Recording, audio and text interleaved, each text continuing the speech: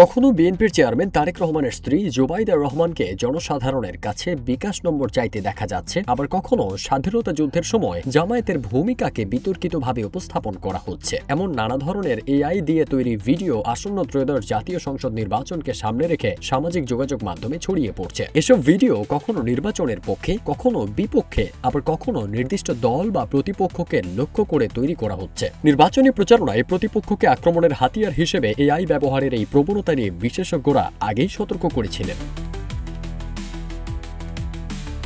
সামাজিক মাধ্যমে নামে বেনামে বিভিন্ন ভুয়া অ্যাকাউন্ট খুলে পরিকল্পিতভাবে এসব কন্টেন্ট নির্মাণ করে ছড়িয়ে দেওয়া হচ্ছে লাখ লাখ ভিউ। ভবিষ্যৎ হোক নিরাপদ, বিনিয়োগ হোক বিশ্বস্ত, আর আমার পছন্দ সল্ট বে।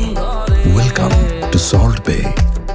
একই সাথে জনসাধারণের মধ্যে এ বিষয়ে যথেষ্ট পরিমাণে সচেতনতা না থাকায় এসব ভিডিও দিয়ে বিভ্রান্ত এবং প্রভাবিত হওয়ার সুযোগ রয়েছে বলে মনে করছেন অনেক পর্যবেক্ষক।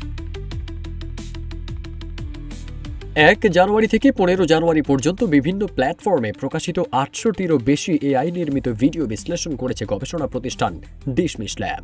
তাদের প্রতিবেদনে বলা হয়েছে, জামায়াতের এজেন্ডা ছড়িয়ে দেওয়া ভিডিওগুলোতে বিএনপিকে চাঁদাবাজ ও প্রতারক হিসেবে তুলে ধরা হচ্ছে। বিপরীতে বিএনপির সমর্থনে ছড়ানো এআই ভিডিওগুলোতে স্বাধীনতা যুদ্ধের সময় জামায়াতের বিতর্কিত ভূমিকার বিষয়টি সামনে আনা হচ্ছে। এসব এআই কন্টেন্ট নিয়ে প্রধান দুই দলই উদ্বেগ প্রকাশের পাশাপাশি একে অন্যকে দোষারোপ করছে, তবে নিজেদের সংশ্লিষ্টতার কথা অস্বীকার করছে।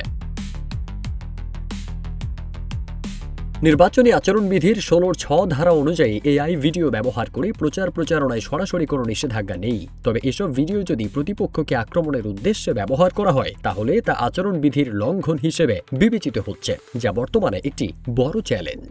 একই সঙ্গে কম খরচে প্রচারণার সুযোগ তৈরি করায় এআই ভিডিও অনেক প্রার্থীর জন্য ইতিবাচক মাধ্যম হয়ে উঠেছে। এতে কোটিপতি প্রার্থীদের পাশাপাশি তুলনামূলক কম সম্পদশালী প্রার্থীরাও সমান সুযোগ পাচ্ছেন। ফলে নির্বাচনী প্রচারণায় একটি লেভেল প্লেইং ফিল্ড তৈরি হচ্ছে বলে মনে করছেন পর্যবেক্ষকরা।